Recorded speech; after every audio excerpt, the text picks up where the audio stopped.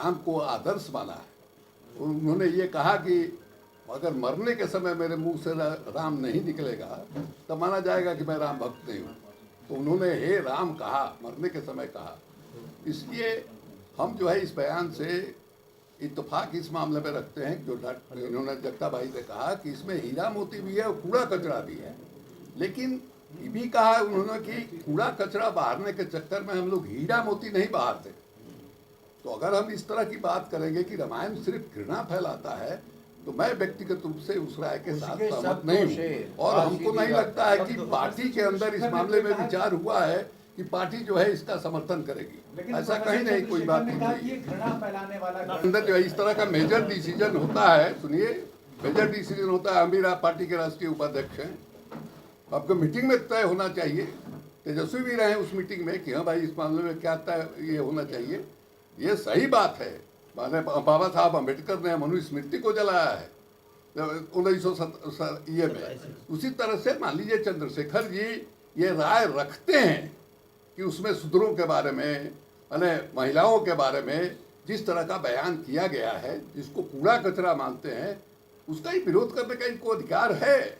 लेकिन ये किसको अधिकार मिल गया है कि ये अपनी बात कहें तो उनका कह दे कि साहब जीप काटने के लिए 10 करोड़ का हम इनाम रखेंगे। ये घृणा और नफरत फैलाने वाले लोग इसका हम विरोध करते हैं शक्ति के साथ।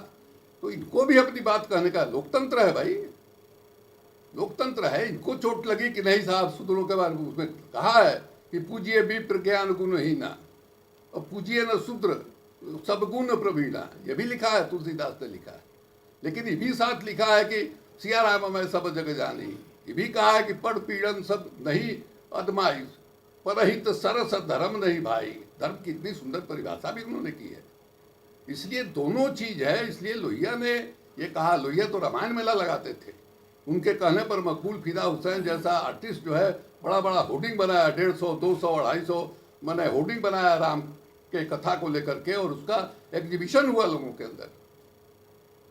तो इसलिए ये राम ने यहाँ कनकन में व्याप्त है। उन्होंने कहा है राम हुए हैं या नहीं हुए हैं, इस विवाद में पड़े बगैर डॉक्टर लोहिया ने कहा है कि इस देश में जो ऐतिहासिक पुरुष है, बुद्ध ऐतिहासिक पुरुष है, लेकिन बुद्ध के बारे में 100 आदमी से पूछिए तो एक आध आदमी बताएगा कि बुद्ध कौन थे।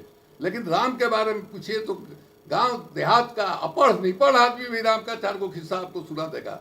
तो जीवित से भी ज्यादा बड़े हैं। कहीं भी चले जाइए इस देश के किसी भी कोने में, वहां राम की कथा, राम से जुड़ा हुआ कुछ न कुछ आपको मिलेगा।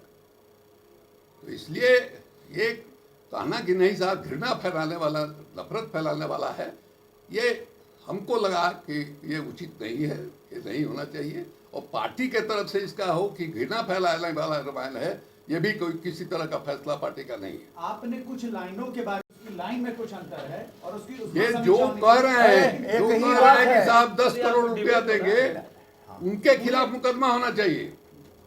इस तरह से किसी को के खिलाफ जो है हिंसा फैलाने का अधिकार किसने दिया भाई? इस देश में कानून का शासन है कि नहीं? हम किसी को कहेंगे कि उनका गर्दन उतार लीजिए, ये कहने का अधिकार है हमको? ये कहना जो है ये दंडनीय अपराध है। इसलिए वो साधु जो है, नकली साधु, ये गेरुआ वस्त्र पहन करके समाज में घृणा और नफरत फैलाने वाले लोग हैं, धर्म के नाम पर जो है अधर्म फैलाने वाले लोग हैं, उनके खिलाफ कार्रवाई होनी चाहिए। आप वीडियो दिखाओ ना, आप भाई आप वीडियो दिखाओ ना।